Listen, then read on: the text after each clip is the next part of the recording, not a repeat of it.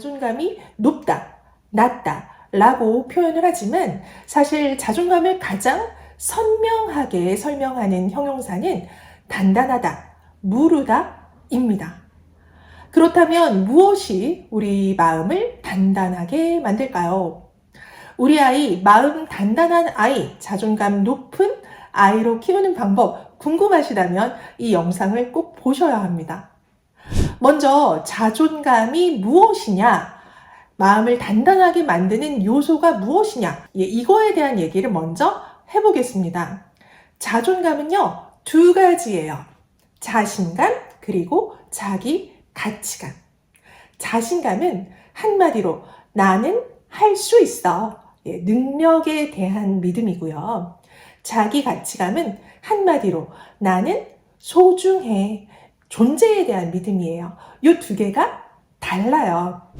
이 자신감은요, 성취 기반이고요. 자기 가치감은요, 조건 없는 인정과 수용에 기반을 둡니다. 예를 들어 아이가 수학 단원 평가에서 계속 100점을 맞았다고 해보자고요. 그러면 이 아이는 수학에 대한 자신감이 생깁니다. 자존감이 높아진다고 보기는 좀 어려워요. 그런데 계속 100점 맞다가 어느 날 50점, 이렇게 되면 수학에 대한 자신감도 뚝 떨어질 수 있어요. 이렇게 자신감이라고 하는 것은 결과에 따라 달라집니다. 그런데 이때 자기 가치감은요, 오히려 생길 수도 있어요. 네가 50점 맞았다고 해서 50점짜리가 되는 건 아니야. 이거는 그냥 점수일 뿐이고 너는 여전히 엄마의 소중한 아들이야. 속상하긴 하지만 다시 공부하면 얼마든지 만회할 수 있어. 이렇게 존재에 대한 믿음과 지지와 확신을 준다면 아이가 자기 가치감이 생겨날 수 있는 거죠. 자존감은 마음의 단단함이다. 이 단단함을 만드는 두 가지가 있다. 성취 경험을 통한 자신감, 그리고 실패에도 불구하고 존재에 대해 인정받는 경험을 통한 자기 가치감. 이 두 개가 합쳐서 자존감이 만들어진다 입니다. 그럼 우리 아이의 자존감 어떻게 키워줄 수 있는지 그 방법 궁금하시죠? 지금부터 공개합니다. 첫 번째, 완수의 경험이고요. 두 번째, 할 말을 해보는 경험이에요. 학령기 아이들, 양대축이라고 할 수 있습니다. 학습, 그리고 친구죠. 이 완수의 경험은요, 공부에 있어서 필요하고요. 이 할 말을 해보는 경험은요, 친구 관계에 있어서 필요합니다. 하나씩 볼게요. 첫 번째, 완수의 경험입니다. 아이의 자존감을 키우기 위해서는 성공 경험이 필요하다고 말씀을 드렸어요. 어른에게는 성공이 승진하는 거, 연봉 오르는 거, 큰 집으로 이사 가는 거, 이런 걸 수 있는데요. 아이들에게 성공 경험이라는 건 그렇게 거창하지 않습니다.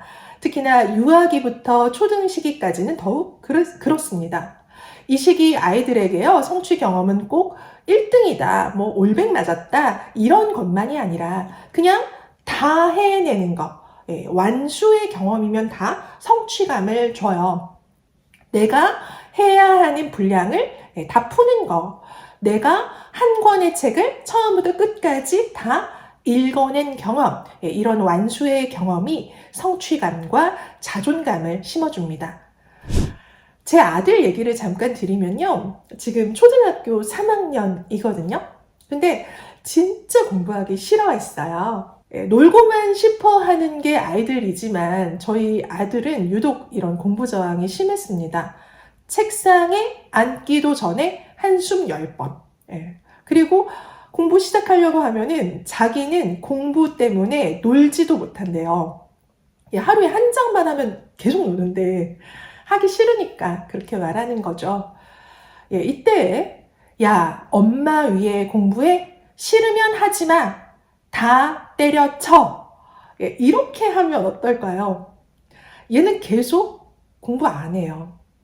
왜냐면 아이는 놀이 관성을 타고났기 때문에 놀고만 싶어 하거든요. 학습에 대한 완수의 경험을 할 수 없고 나아가 잘하기도 어렵습니다. 제가 1등이나 명문대를 목표로 얘를 공부하라고 한 게 아니에요. 학습에서의 완수의 경험이 아이의 자존감과 직결되기 때문에 한 거예요. 그래서 설득하고 다독이면서 하루 한 장 그거 완수하도록 도와준 건데요.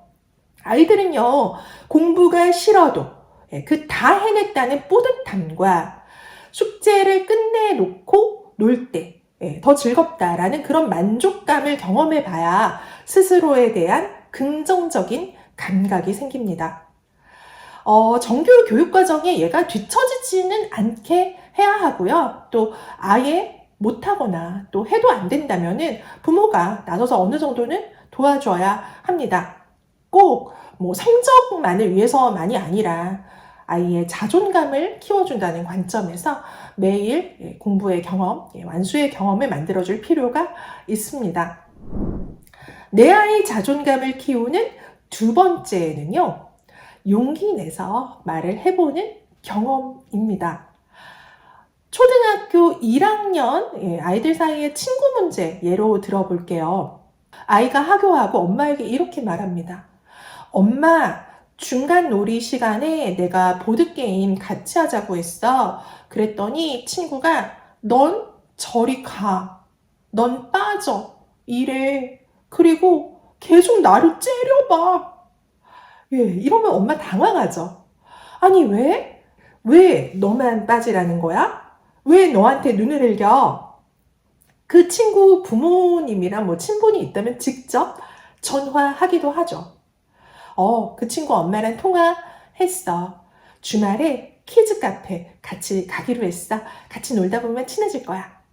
이렇게 하기도 하고, 야, 들어보니까 그 친구는 다른 애랑 놀고 싶은 거래. 어쩌겠어. 너도 어서 다른 친구 만들어야지. 친해지고 싶은 친구 누구야? 얘기해. 엄마가 파전화 해줄게. 조금 극단적이라고 여기실 수도 있는데요. 제가 왜 이 사례를 말씀드리냐면 여기서 누가 해결을 했냐라는 거를 좀 선명하게 보여드리고 싶었어요. 네, 누가 해결을 했나요? 네, 엄마입니다. 엄마가 대신 해결해주면요, 아이는 당장은 편하고 좋을 수 있어요.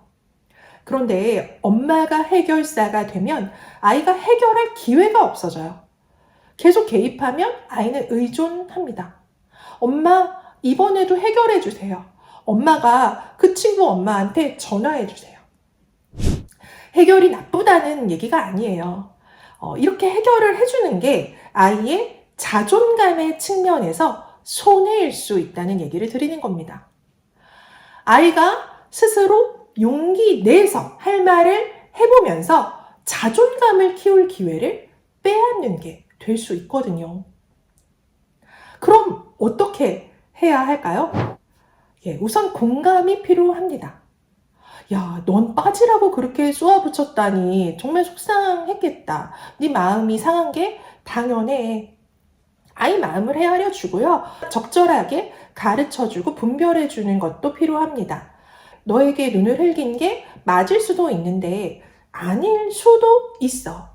그리고 넌 빠지라고 한 게 너를 배제시킨 건지 아니면 지금 요 친구랑 놀고 있으니까 이따가 놀자 라는 의미였는지 그거는 좀 물어봐야지 정확히 알 수 있을 것 같아. 한번 물어보면 어때? 라고 직접 용기 내서 말해보게끔 도와줘야 합니다. 평소에는 잘 놀다가 갑자기 이렇게 저리 가라고 하니까 내가 마음이 상해. 나를 째려보는 것처럼 느껴지기도 해. 근데 맞아? 이렇게 한번 물어보는 거죠. 쉽지는 않습니다. 그런데 할 말을 하는 용기는요, 그 말을 해본 경험에서 나와요. 직접 말해보지 않으면 해야 할 말도 못하고 삼키게 돼요. 소외감을 느낀 아이는 위축되고 또 기죽은 아이를 보면 엄마 마음도 무너지죠. 하지만 아이에게 상처를 주는 친구는요, 어디에나 있어요. 그때마다 엄마가 해결해 주기보다 아이가 자기 힘으로 대응하는 경험을 한 번이라도 갖는 게 중요합니다. 상처 없는 인생이 있을까요? 자존감 강한 사람은요, 상처가 없는 사람이 아니에요. 상처를 이겨낸 사람입니다. 상처가 아물면 새살이 돋아나잖아요. 그것처럼 아이도 실패를 이겨내면서 자존감이 자랍니다. 내 아이 자존감 키우는 법 2가지 정리하면, 첫 번째, 완수의 경험. 2번째, 용기 내서 할 말을 해보는 경험입니다. 아이의 유아기부터 초등 시기는요, 자존감을 키우는 최고의 기회입니다. 아무리 많은 실수를 했다고 해도 그것이 아이의 삶에 주는 타격과 영향이 거의 없으니까요. 초등학교 1학년 때 받아쓰기 빵점이라고 해서 수능 못 보는 것도 아니고, 초등학교 저학년 때 친구가 별로 없었다. 그게 평생의 친구 관계로 이어지는 것 또한 아니에요. 그래서 저는 이 시기의 실패를 안전한 실패라고 말하고 싶습니다. 온 몸으로 그 실패를 막아주는 엄마가 아니라 온만 다해서 아이가 스스로 이겨낼 수 있도록 격려해주고 믿어주고 다독여주는 그런 엄마가 될 때 우리 아이의 자존감은 쑥쑥 자라납니다.